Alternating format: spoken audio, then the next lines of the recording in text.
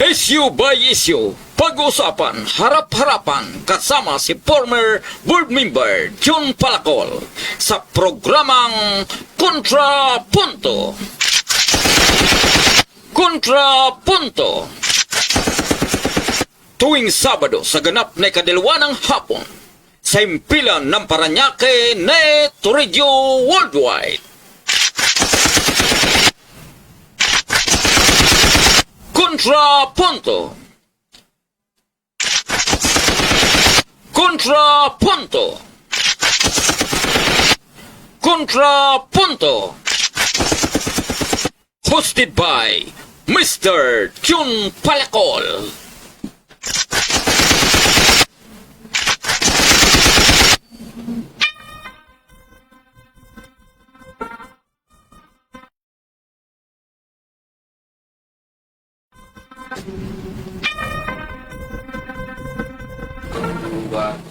Ay, magandang hapon po sa inyong lahat. Ito na naman ang ating palantuntunang kontrapunto tulad ng dati. Tayo ay mananalangin upang humingi ng gabay sa ating Panginoon.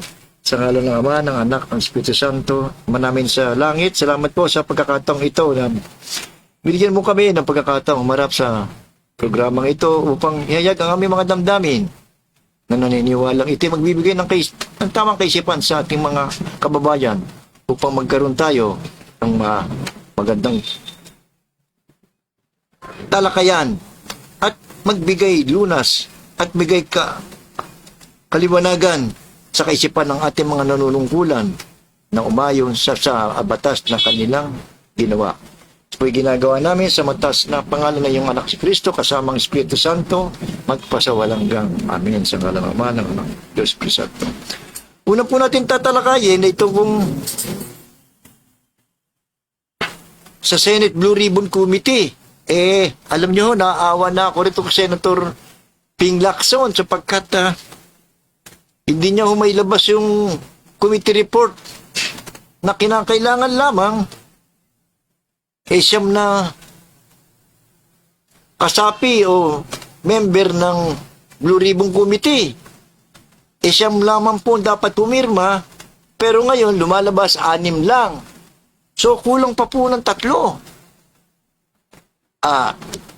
Sa pangyayaring ito, hindi natin maiwasan na gumawa ng mga kaisipan. Ano nangyayari? Ito ba'y kampihan lang? Dahil lang mayroong mga senador na kaibigan ng mga senador din na ayaw lumabas ang katotohanan. Kung matatandaan po natin, ang Senado po ay ginabibilangan po ng mga majority na 15 at 9 na minority. Ang nakakapagtaka ko dito, yung mga majority, dapat sinasamahan din nila ang kanilang mga kasapi. Katulad po ni Senator Lacson, member po siya ng majority. Dapat in-expect naman itong mga senador na member din ng majority, tulungan naman siya para gumawa ng isang nararapat na committee report tungkol nga po ito sa flood control na ganoon po ng anomalya. Doon po sa pag-hearing na yun na ginawa ni Senator Lacson, ay marami pong lumabas na mga ebidensya na nagdidin po sa iba pong mga senador. Ayun na nga lang po, kinakailangan magkaroon po ng isang final committee report na hindi may sagawa dahil ng kakulangan nga. Ang nabasa ko, sabi ni Senator Lacson, dahil itong mga member na kanyang majority na dapat kasama niya ay nakikisama doon sa mga dating minority. Minority, alam naman po naman natin yan, talagang mga sa grupo ng mga Duterte yan, kampihan yan. Ito naman mga majority, nakatulad po nito si Sherwin Gatchalian, si Legarda, si Subiri, si Ercito, at isa pang Tulpo, si Rapi, at yung magkapatid na Villar at si Pia Cayetano ay nakikisama po hindi po sila pumipirma. Dahil unang-una, siguro, patulad ni JB, kapatid niya, itong si Jinggoy Estrada, nakasama sa kakasuhan. Sapagkat doon po sa committee report na yon, inidiin po doon ng tatlo nating senador na si Jinggoy, Villanueva, at si Escudero. Nagkampihan po sila. Sabi nila, wala tayong pakikisama. Yan po ba inihalal pala kayo para ba magkaroon kayo ng pakisamahan? Yan lang bang ang ginagawa natin? Akala ko ba, pagka kayo nagsasalita sa entablado, para sa bayan, hindi naman nangyayari. Ito ng pagpapatunay lamang, kaya't na maintindihan ko saan ang gagaling ang himutok ditong ating Senador Lacson, na hanggang ngayon po ay hindi po mailabas ang committee report na yan. Parang tinatago nilang katotohanan eh. Hindi lang yan, may mga senador pang na dati nakaupo, na dating rin ng majority, katulad po ni Grace Po at ni Nancy Binay, kasama rin po yan. Ang pinanggalingan po niyan, yan po yung affidavit ni dating Yusek ng Public Highways na nag-turn na naging state witness si Yusek Bernardo po. Roberto Bernardo ng Department of Public. Ayan isiniwalat niya kung ano nangyari sa mga insurgents at paano nakinabang ang mga senador na ito. Kaya nga lang, parang may tinatawag tayong all boys club, kanya-kanyang protektahan. Ganun pala dito, pagka ikaw pala may kaibigan ka, puprotektahan mo ang kapwa mo, pati pa tayo sumpa na tayo magsisilbi. Lalo pag tayo nangangampanya. Naintindihan ko yan.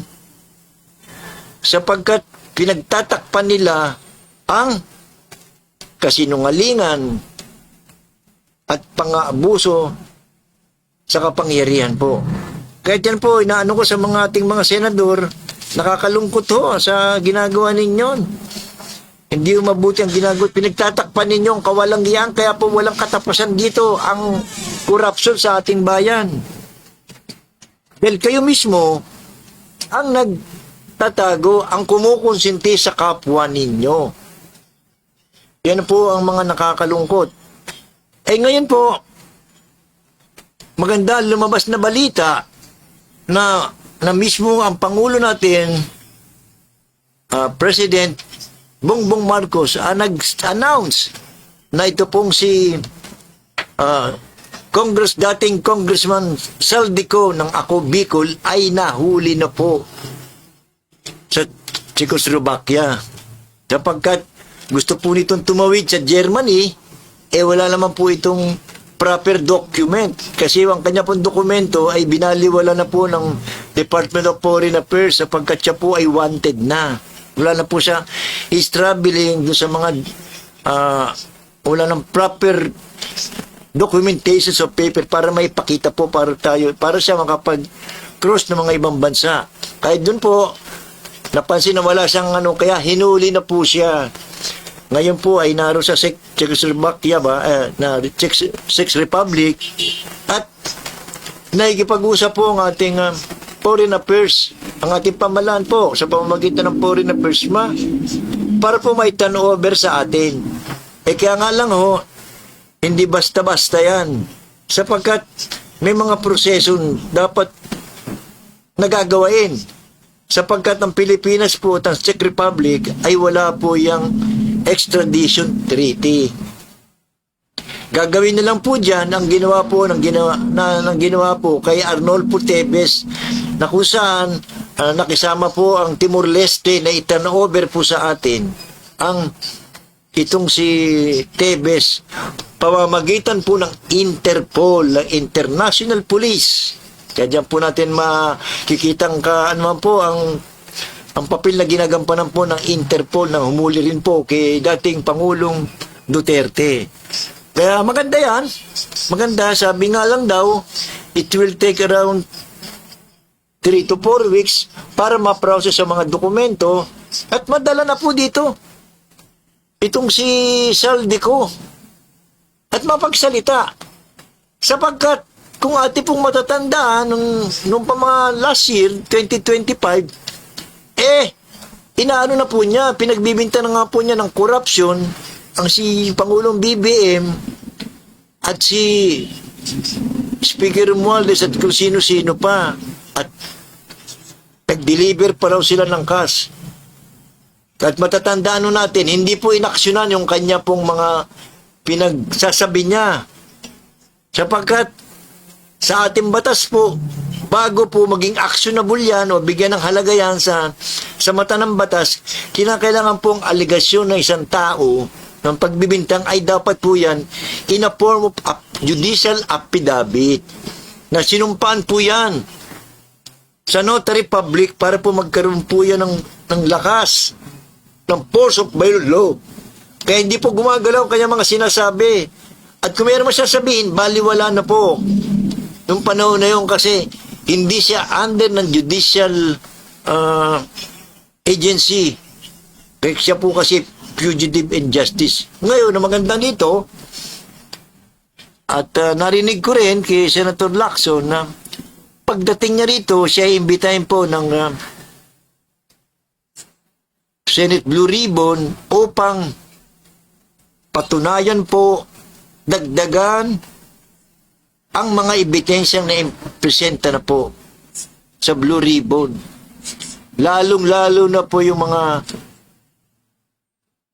affidavit na pinantungkungkulan ni Yusek Roberto Bernardo at ni Henry Alcantara.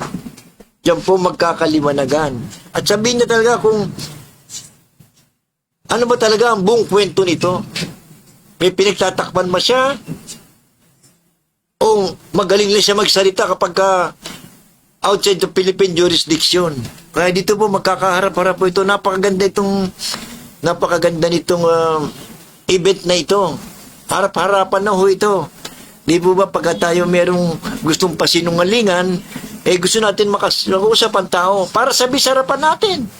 At sumpaan niya ang kanyang bibitawang salaysay sa competent authority, sa notary public. Susumpaan niya yan sapagkat pag mali ang kanyang sinabi doon, pwede siyang kasuhan ng perjury under the pain of the penalty ng perjury. Kaya hindi po tayo basta-basta maglalagay lamang sa affidavit natin ng mga kasinungalingan dahil pwede po tayo niyang balikan at pwede tayong makulong dahil sa mga bagay na yan. Yan kaya inaantay po natin na dumating ang panahon na madala na po rito yan si Saldico upang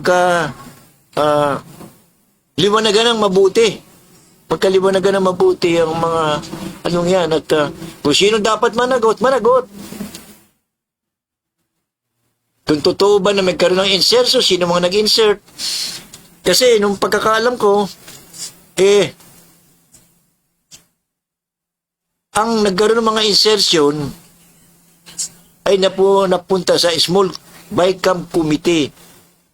Parang lumalabas o yata, ito na lamang chairman ng Appropriation Committee ni si Saldico at itong si Escudero at kasama rin si Grace po. Na kung saan nagkaroon po ng mga insertion po. Yung mga insertion na nilagay nila ay nakakuha sila ng budget at inilako sa mga kontraktor na nagbigay sa kanila ng 20% equivalent. So pagpalagay natin, 500 million ang insert sila, biniligay sa isang kontraktor, yung 20% ng 500 million ay 100 million. Yan po nakita ko sa salaysay ni Bernardo laban sa akusasyon sa isang senador na dating nakaupo, na nagmamalinis ngayon, babae pa naman. Magkakaharap-harapan ho yan. At makikita po natin talaga yan. So, yun ang mga ano. Ngayon naman po at nagkaroon nga ng continuation itong impeachment hearing labang kay Sara. Itong nakaraang linggo ay humarap na nga po ang surprise witness na si Madriaga. Nakakagimbal po ang kanilang mga sinabi. Ang nakakapagtaka na naman, itong opisina ng kampo ni BP Sara ay hindi na naman umaharap. Ang sabi nila noon sa impeachment last year, sabi nila, they were not given due process. Ito na nga ang kanilang pagbigay sila ng due process, na binibigyan sila ng due process para ipaliwanag ang mga bintang laban sa kanila. Sapagkat ganito po yan Sa pangkaraniwan pong korte, ikukumpara po natin ang pangkaraniwang korte at piskalya sa ating pong House of Representatives at Senate. Sa pangkaraniwang kaso, kunyang isang tao ay nanakawan ng kanyang pinagbibintangan, pupunta po siya sa piskal upang mag-submit ng kanyang judicial affidavit na sasabihin po niya rito ang mga nangyari at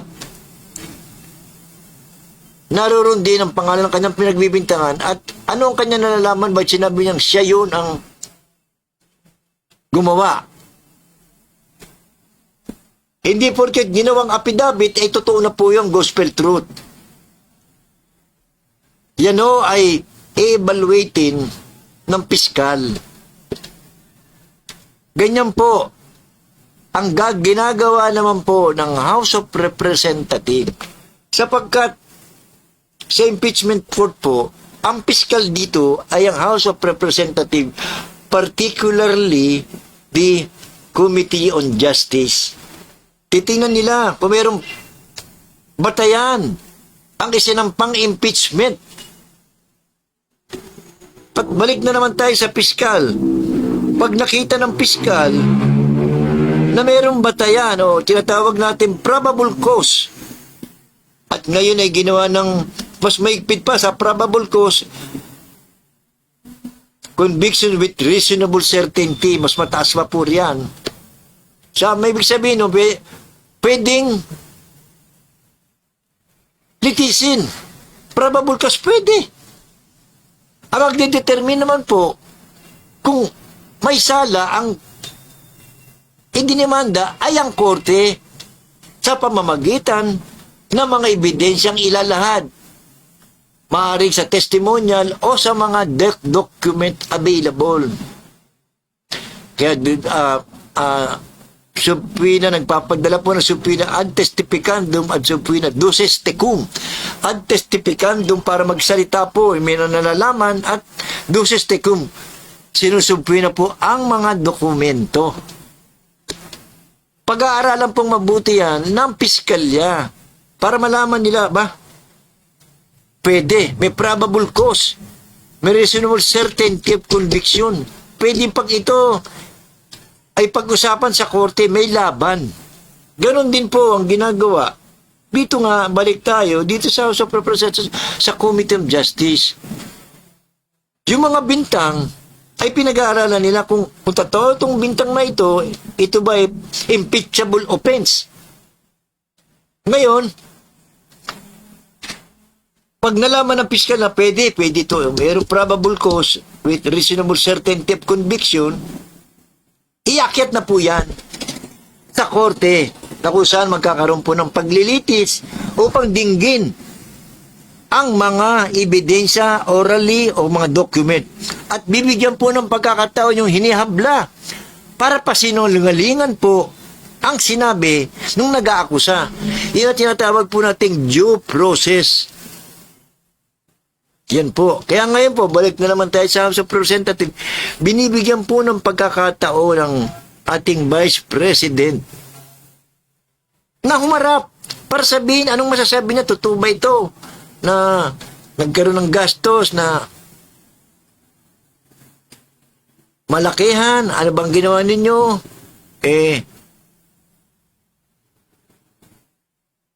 Ito bang sa Commission on Audit na 73.73 million.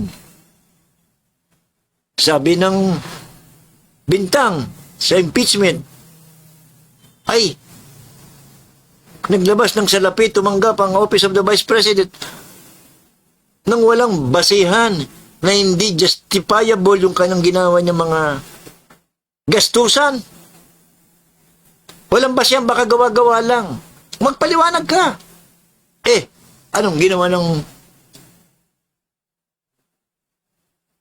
opisina ng Vice President? Binaliwala ko. Tapos ngayon magsasabi, wala raw silang due process. Tatakbo na naman sa Korte Suprema. Kaya, napapansin ko itong si Sara Duterte, malakas ang loob tumakbo sa Supreme Court kasi alam niya, 13 nakaupong Justice Supreme Court. Pinapoint ng tatay niya Lahat na lang, puro Supreme Court. Hanggang ngayon, may nakapending pa nga kaya nga lang, napahiya sila. Humingi sila ng temporary restraining order para ipatigil ang hearing sa court sa House of Representative Committee. Hindi po ibinigay ng Supreme Court sapagkat halatang halata naman po pag nakialam pa rito ang Supreme Court sapagkat mandato po na nanaayon sa ating konstitusyon na initiate ng impeachment proceedings po ang House of Representatives, particularly the Committee on Justice. Sila po ay mayroong karapatan at sila po ay gumawa ng kanilang internal rules na sila ang nakakaalam kung tama o mali. Na dapat hindi ito pinakikialaman ng husgado sapagkat may tinatawag po tayo na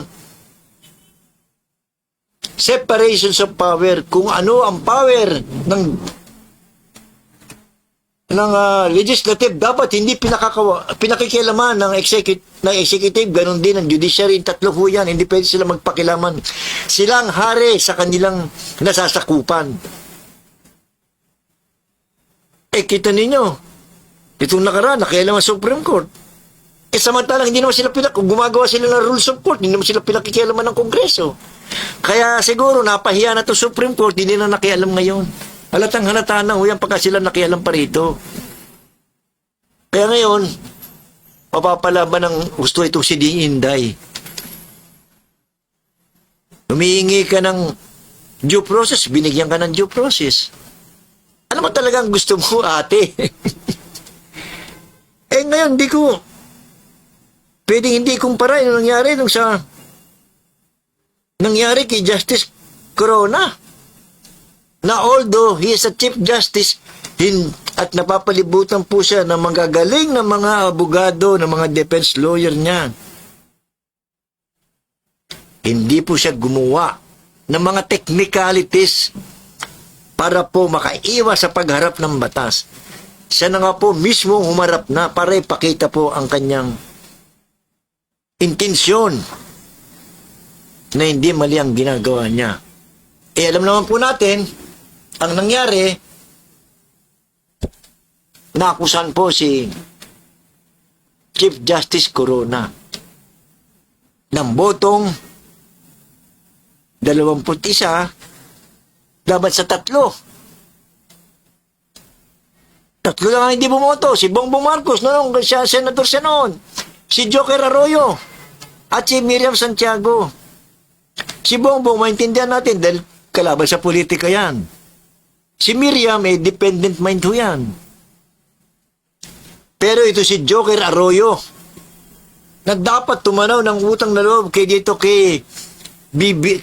Noy Noy dahil naging Justice Secretary siya ng kanyang ina. Hindi po niya tiningnan yun. Tiningnan niya kung anong tama lamang. So, ano nangyari? Kinunbik nila si Justice Corona. Ilang buwan lang po yan. Yung kasong yun po ay tinuloy po sa Sandigang Bayan. Na kung saan napatunayan po after 6 years of continuous hearing, napatunayan na ang kasalanan ni Justice Corona ay simple lamang. Hindi naman po maayos lang daw pagpe-present ng kanyang salin na pwede naman i-correct, which is not unimpeachable, which is not, which should not ripen, or should not be elevated as an impeachable offense. Sapagkat simple lang yan, iko-correct lang ang salin. Kung sa Senado, nagkaroon po ng hearing na ilang buwan lang, sa Sandigan Bayan po naging masalimuot ang hearing sapagkat inabot po ng 6 na taon. At ano po ang desisyon nga ng Sandigan Bayan? At nasabi pa nga doon na pinagtulungan ito sa corona, nagkalagayan daw, naglagay ng mga 100 to 50 to 100, ayon na rin sa sinasabi ni Jinggoy na sila na pag-aabutan. Kaya din, ginawa ko na sa ating Senado eh. Kukumpara na naman natin itong mga senador noon at sa senador ngayon. Kaya paano masasabing para sa bayan ng kanila, para sa sarili nilang kapakanan.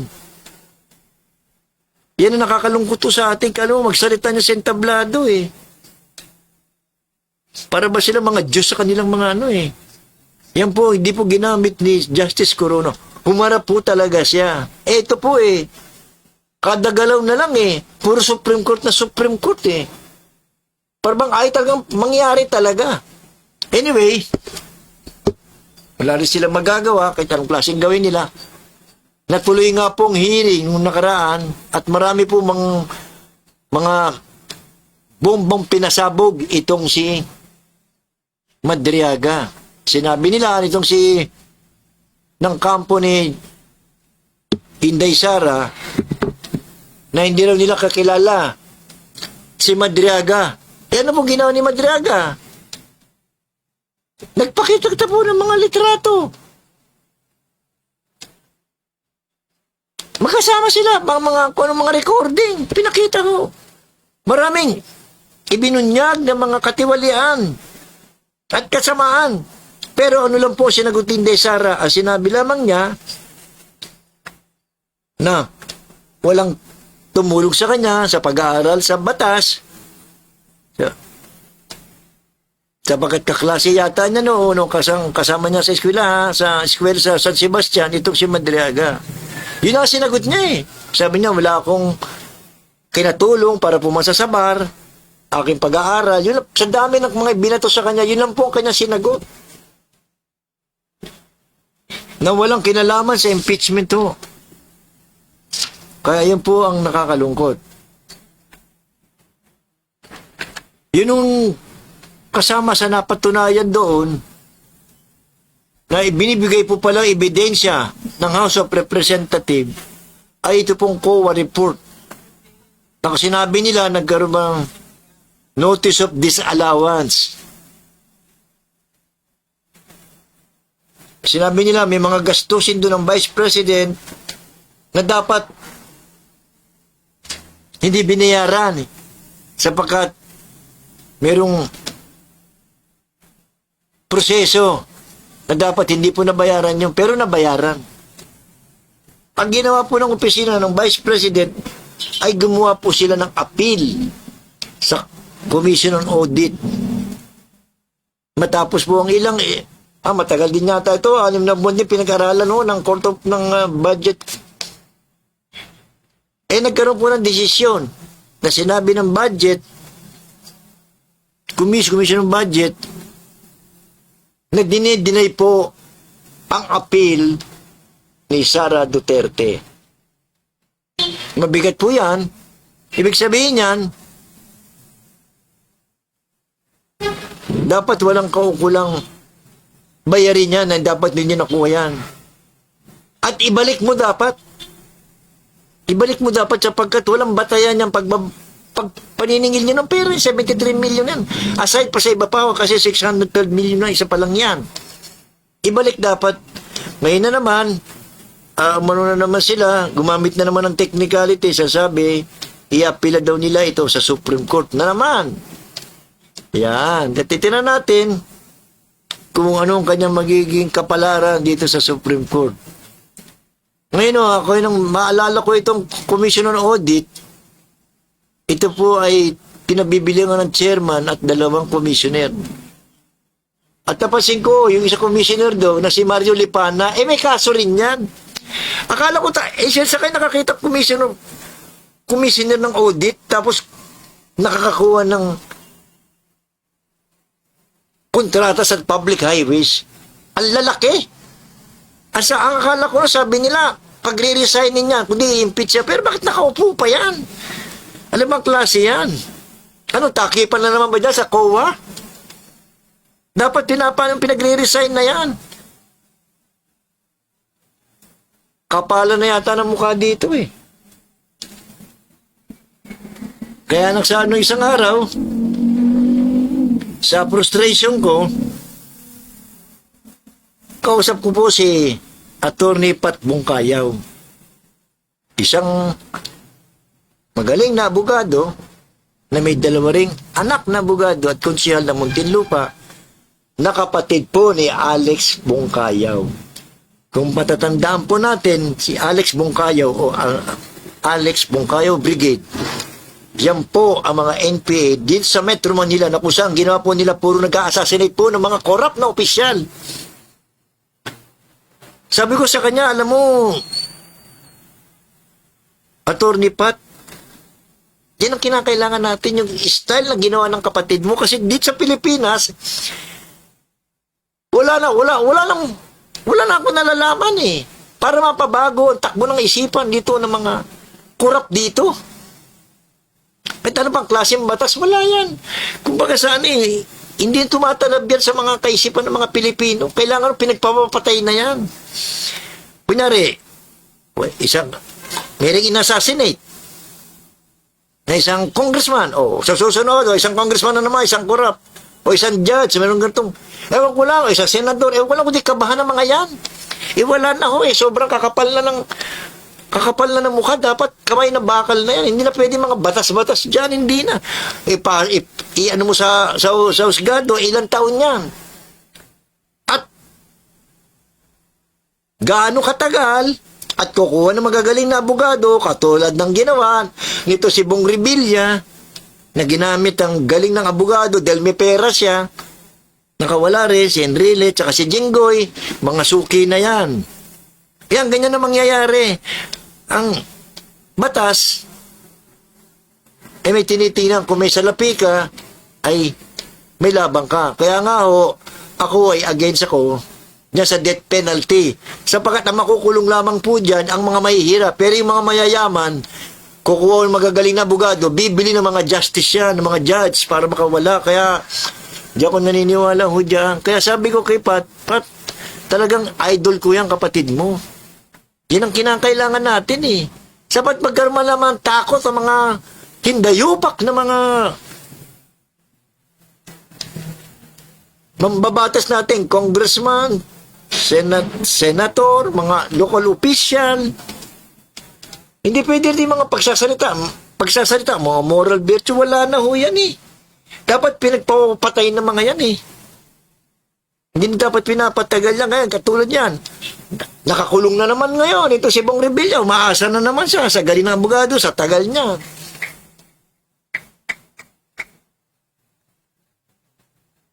Natatandaan nyo, kay Erap din, ganun din, napatunayan siya, nagkasala. Nasandigang bayan. Ang ginawa ni Gloria, namuliti ka, binigyan ng binigyan ng amnesty, kaya nakatakbo na namang mayor ng Manila. Kumbaga saan talaga rito, bata, ito yung bang gamitan dito Sinabi ni Gloria siguro noon, sayang itong mga butante ni Erap, kaya palabasin ko rin na ako savior niya rin, bibigyan ko ito ng amnesty. Kahit na ito napatunayan na nagkasala ito. Yun mo ginagamit nila ng yung palusot lang mga hustis. Kailan pa tayo titin pagka ganyan ang ating ginagawa? Nakakalungkot to sa mga pangyayari yan. Hindi natin alam kung kailan po ito matatapos. Ang nagtataka ka naman, mga nagsisimba pa. Para pang mga, para akala nyo talagang mga nagsisisi, mga matutuwid. At bago pa magsimula ang sesyon, sa House of Representatives at sa Senate,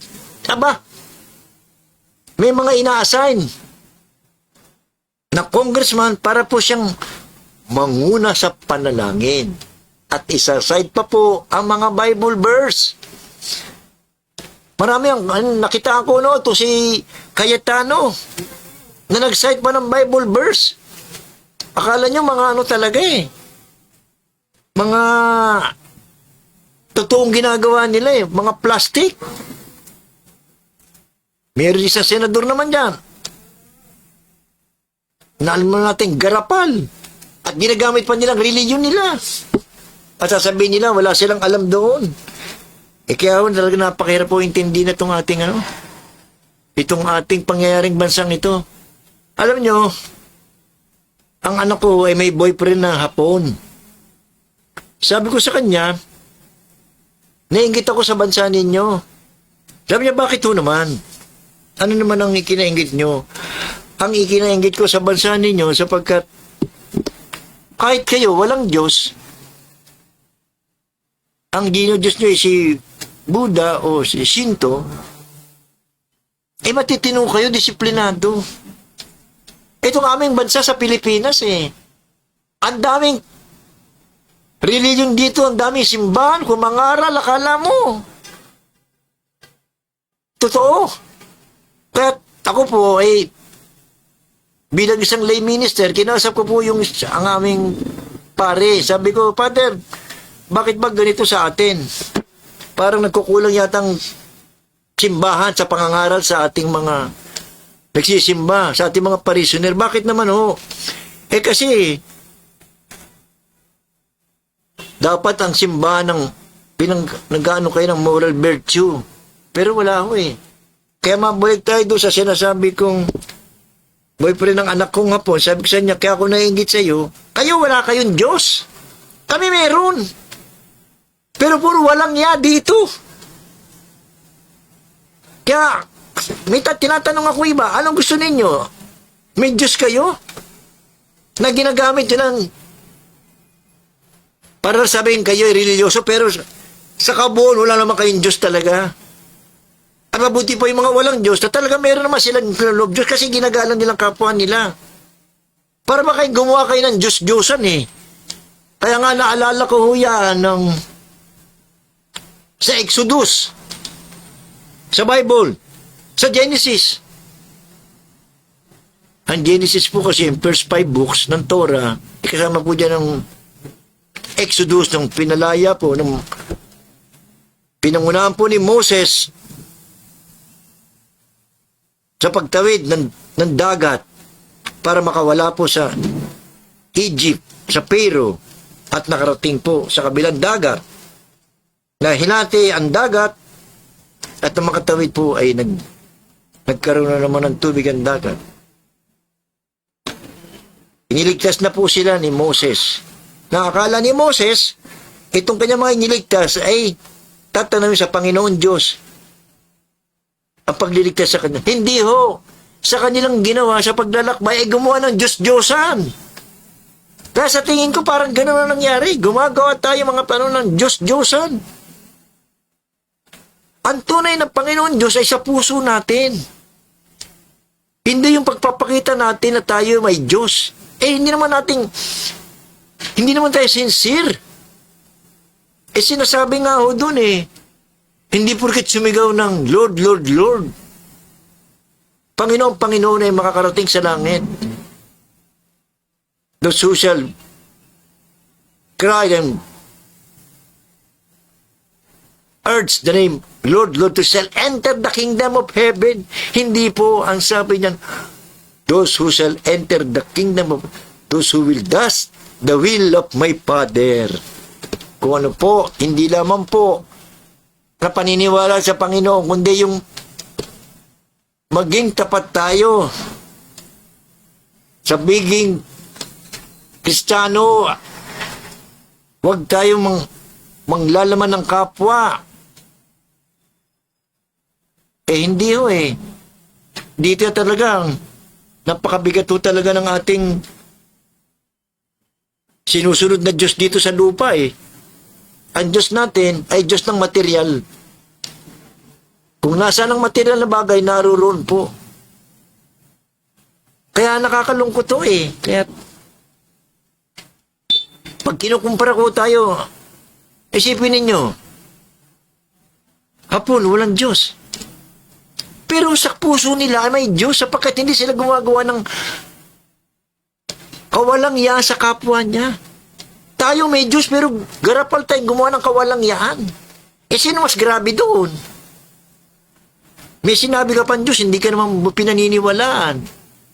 Ang Diyos mo lang yung sarili mong kung saan ka magiging convenient, yun ang dinodiyos mo. Nasasabi ko ito dahil sa frustration ko sa mga pangyayari sa ating lipunan.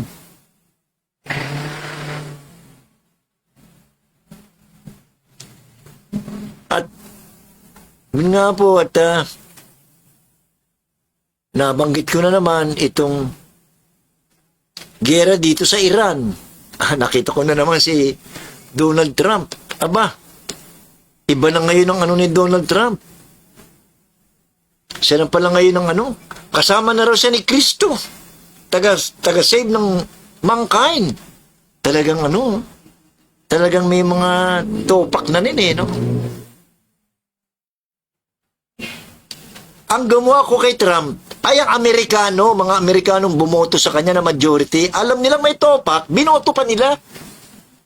Hindi ba sabi sa atin eh, wag mong papatulan ng isa may topak. Pag pinatulan mo yung isang topak, matindi ka, masahol ka pa sa may topak, eh pinatulan ng mga Amerikano eh.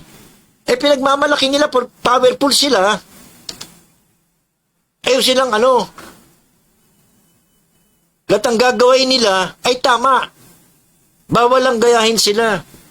Pa sila gumawa ng mga naggera, tama ang ginagawa nila panggigera.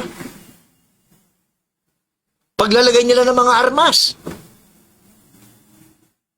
Sabi nila, bawal daw ang magkaroon ng nuclear weapon. Eh, anong masama naman noon?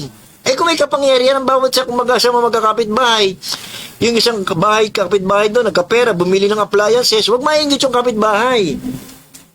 Eh, bumili rin siya, wala silang pakialaman, nagkakaroon ng gulo. Kapag kahuya may pakialaman, pinakikialam ng isa, ang dapat niyang pakialam.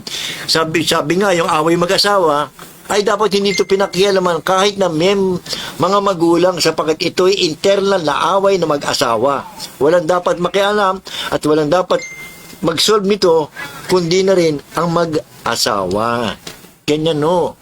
Eh, ano nangyari ho? Ito napakayabang itong Amerika porket powerful sila. Kaya rin nilang bombahin ang Iran. At wala na sa aming batas-batas. Although sinasabi pa, sila daw ang ama ng demokrasya. Anak ng tenatoko ba, ano? Sila para bang ano daw? Wala rin magmamayari, sila lang. Eh kung totoo yan, eh bakit ang Russia, nakayanan mo ba? Amerika, na magkaroon siya ng nuclear war. Ang Russia at China, nakayanan mo ba? Dahil hindi mo kaya. Ang Pakistan, ang India. Pero pa Israel, alam ko naman, ano yan eh. Ano naman yan, kagrupo nyo naman yan. Eh meron silang meron din naman silang nuclear war. Bakit? Pinakialaman nyo yun. Tatanda natin, nangyari sa Iraq war. Nang lumabas sa mga marites noon na mayroon daw weapon of mass destruction ang Iraq. So natakot itong Amerika. In-invade, binomba ang Iraq.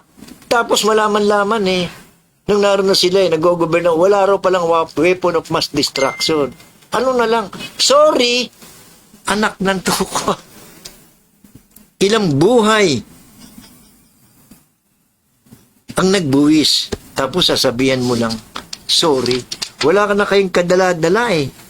Kayong mga Amerikano, natalo na nga kayo sa Vietnam, sa Korea, sa Cuba, sa Bay of Invasion Peaks.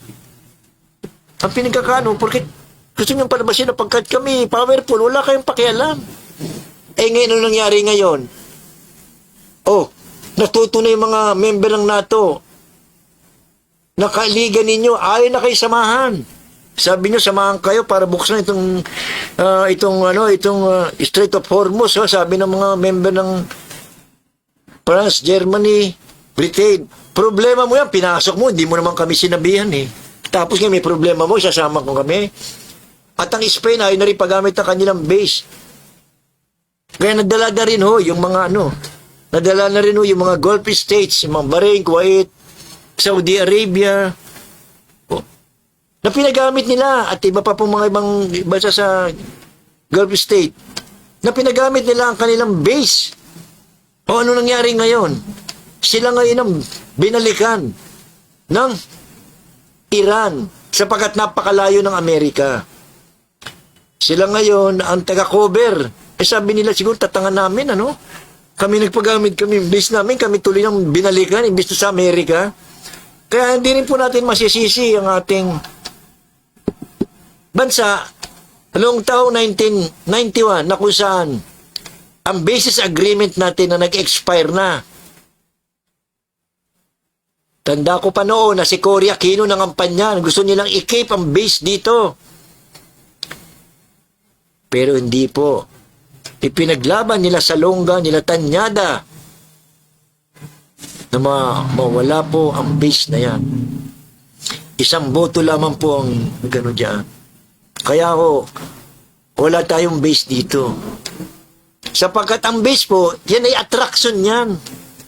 Attraction po yan na ini-invite natin ang mga kalaban ng Amerika, katulad nangyari sa Middle East. Hindi naman sila kalaban dahil nagkaroon sila ng base, sila binakbakan. Kaya malakas ang loob ng Amerika eh.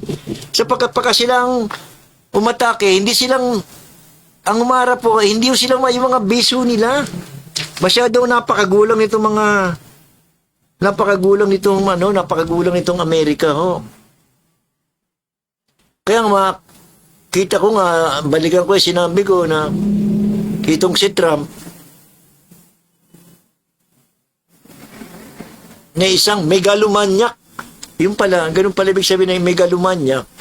Kung meron tayong isang Duterte na isang tinatawag na narcissistic, walang pakialam sa kapwa, palagi siya na lang ang tama. Ang tawag na narcissistic. Ang equivalent po niya, 10 beses naman po ang tinatawag natin, megalomanyak. At meron din ako nabasa rin sa libro, hindi naman po ito isang passage sa Bible. Sa isang Greek, kasabihan sa Greek. Kasi alam po naman natin na ang Greek po ay isa sa mga tandang sibilisasyon sa buong mundo. Sabi nila, to whom God wished to destroy, they shall first make mad of them. To whom God wished to destroy, they shall first make mad of him. Kung ayaw na isang Diyos, hindi po ang Panginoon Diyos ha, God to, kasi no sa Greek may mga sila sa marami silang God doon eh. Kung ikaw ay kanilang sisiray, ikaw walang yan leader, gagawin ka muna niyang isang tangat, bobo, isang luko-luko bago kanya pabagsakin. Ano nangyari kay Duterte? Sa inuugali niya, ginawa muna siyang bobo, tanga, na nasa hig ngayon. Ganon din ang nangyari kay Trump. Pinalalabas niya na sa buong nakikipaglaban pa sa ating papa, pinalabas niya, sila na raw kasama ni Kristo na gumagamot. Savior of mankind, gumagamot daw may mga sakit. O, tinan niyo, di ba may topak na yan? Tataka naman ako sa Amerikano eh. Alam mo yung, hindi magkakaroon ng Trump kung hindi nyo ginawa. Kumbaga sa computer, garbage in, garbage out, pinasok nyo basura, lumabas basura. Basura yung binoto ninyo eh. Pinaglalaban nyo pa. Ayan na naparaan ninyo. Ngayon, hindi alam kung paano wawakasan itong gera. Bilib naman ako talaga sa mga Iranian.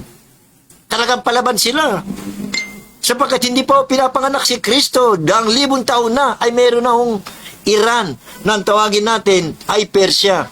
Na handa po, lumaban po yan ng mano-mano. Ito pong Amerika, naging Amerika ito mga 1700 kung ito na-discover ni Christopher Columbus. Wala pong Amerika noon. Magaling lang ito pagka maraming bagong gawang gerang armas, di gera. Anong nangyari sa Vietnam? ginamit nila, magagaling nilang armas. Ang mga bet ko, ang ginamit nila, lakas lang ng loob na hindi umaatras. Talo sila. Eh ngayon, ito nangyari sa Iran. Oh, gumamit din sila ng armas. Pero yung will to survive at pagkipaglaban ng mga Iranian, eh naroon po eh. Sila yung matras. Kaya nangyari ho, ang talo rito at hindi na ano na po ay itong Amerika. Hindi na po sila magiging leader. Pinagtatawan na nahuna sila ng ibang bansa. Marami na po ang nagtatawa sa kanila. Walang kwenta pala kayong leader. Ewan ko lang kung paano pa manalo sa susunod na halalan yan.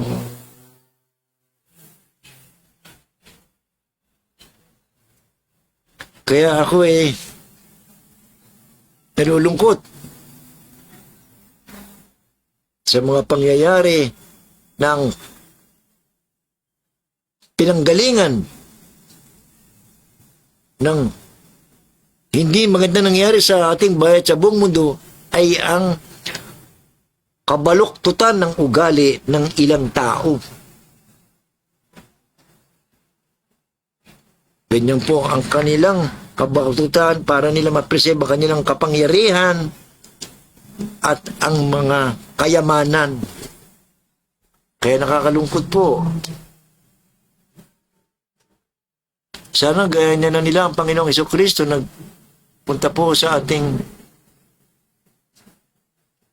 mundo para isang maging ehemplo to kung paano po magiging isang mabuting tao na wala po yung karangyaan, na wala po yung kapangyarihan, wala yung mga material value ng kanyang ginawa, yung pamamahal lamang sa kanyang kapwa.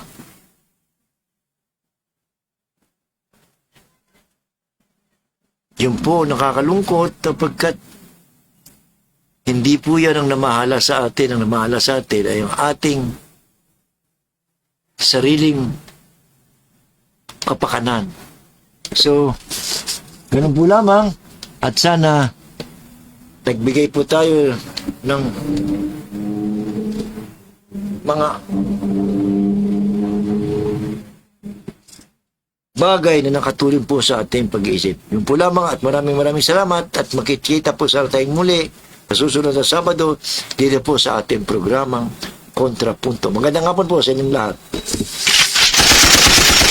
Issue by issue, pag-usapan, harap-harapan, kasama si former board member John Palacol sa programang Kontrapunto. Kontrapunto.